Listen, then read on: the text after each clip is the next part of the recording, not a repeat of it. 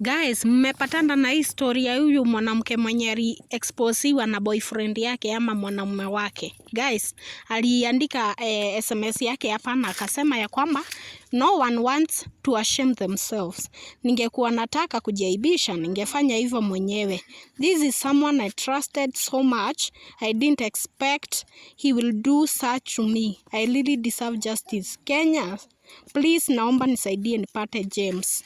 Nipate justice. He did me bad. Imebidi nimejitoa nimetoa my kid shule juu ya harassment was so bad. I'm sorry to everyone who has seen this video. Haikuwa kupenda kwangu.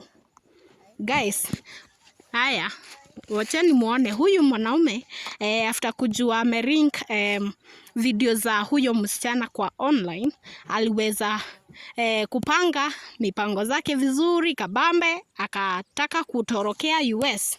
So akiwa pale JKIA guys, aliweza kuripotiwa before afry.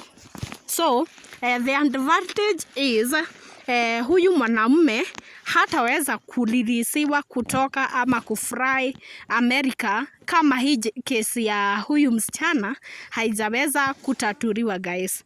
So wamekuwa wakidate like 1 year ago and hakukuwa amenote anaweza fanya kitu kama hii kwake. Guys, ni kama venye unaweza kuwa umetrust boyfriend yako and then out of nowhere mtu amekuja akakurecord video zenye zinaendea saa hii, hata we mwenyewe ukiweza jipata uko kwa video kama hii.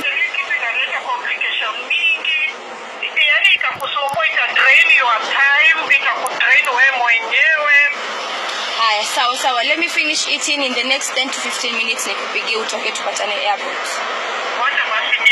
I mwambie nakuja na please, I really hope he's apologetic. He really is, I'll forget it. I'll know. He's apologetic. In fact, mimi hata nimeamka asubuhi kapata alinipigia 6:50 in the morning. Then after tumeongea nikaenda mteja mimi nilizima simu. Okay, lakini mom, I want to ask you, kwani mtu akienda police station he's allowed to use the phone na kupigia in the morning? So he called you saying he wants to talk to me.